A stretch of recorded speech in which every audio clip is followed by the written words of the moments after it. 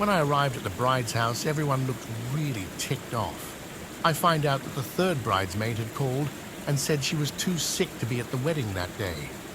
This was 4 hours before the ceremony. However, some Facebook sleuthing had revealed that she had been out for a big one on the town until the wee hours the night before and was in fact just incredibly hungover. They were now waiting for the girlfriend of one of the groomsmen to arrive, as she was the same dress size and happy to step in at the last minute. Honestly, this fill-in bridesmaid should have been in the bridal party from the start. She was really lovely and also the only bridesmaid to actually do anything helpful for the bride the whole day. We arrive at the ceremony, which is a lovely park in town, where I do lots of weddings. This is when I meet the groom for the first time, because he had never bothered to show up to any of the meetings before the wedding and had refused to do an engagement shoot, which was included free in their wedding package. He looks like he's never met a comb or worn a button shirt before in his life, which is fine in the sense that not everyone needs to be at home in a three-piece suit, but he also seems suspiciously unsteady on his feet for 2 in the afternoon. The groomsmen are wearing ties barely done up, and there are plenty of neckbeards and mullets to behold. Then the couple did a sand ceremony. Sigh. I don't have a problem with sand ceremonies. If you don't know what they are, there are vials of colored sand for each immediate family member. This is usually done to symbolize the union of mixed families, where the children from other relationships signify that they are now all joined as a family unit by taking turns all pouring their sand into one jar where it can't be easily separated again.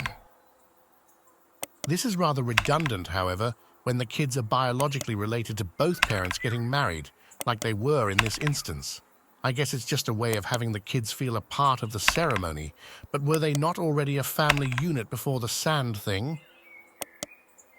When it was time for bridal party photos, the wedding car was driven onto the lawn by Dad, who clearly was so in love with this vehicle. I'm surprised he even looked away from it long enough to realize his daughter had just been married. Dad only left his true love's side to grab a beer, and the bridal party gathered around for photos. The bride and groom starting getting photos alone, and the commentary grew worse and worse. What the couple had done in the back seat, who they had done in the back seat, who they would like to do in the back seat. Then the bride, at the other's urging, bent over the bonnet and stuck her butt out, and the groom, at the guy's urging, jumped in behind her doggy style. At this point, I should mention that apparently I have an involuntary mum look that happens when I'm not impressed, the kind that makes kids who haven't even been conceived yet go to their room. Well, I must have mustered this look when I stopped taking photos, because the entire bridal party, led by the groom, immediately looked abashed and hastened back to the safety of their beers. I just moved on without saying anything, but they didn't suggest anything tacky or lewd like that again. We arrive at the reception location, which happens to be a very seedy, run-down, edge-of-town bowling club. The car park smells strongly of urine, but that smell was drowned out moments later as one of the uncles exits and proceeds to drunkenly vomit all over himself and the many smokers nearby. By now it's 6 p.m, and the guests have been at the pub drinking whilst waiting for the guests of honor to arrive. I enter and can see that most of them are already quite intoxicated and the rest absent. I ask, they're all off playing the pokies, slot machines. An announcement is made that the bride and groom are about to make their entrance. I wait a few minutes by the vending and claw machines in the corner, and then the couple enter, to the half-empty room. The chairs fill up again when dinner is announced, though, then empty just before the speeches start. The next and final part of this story comes with a mild trigger warning.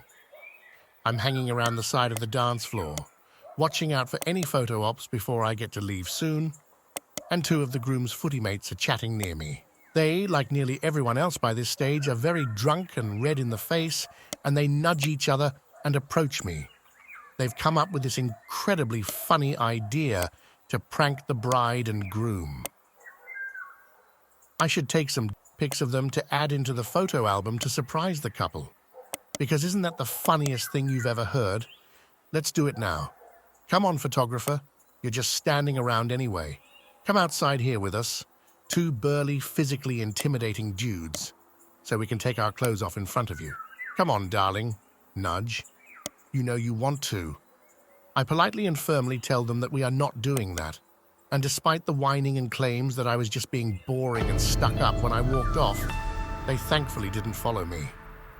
I was due to leave in about 15 minutes anyway at this point, so I decided I'd had enough and went to find the couple.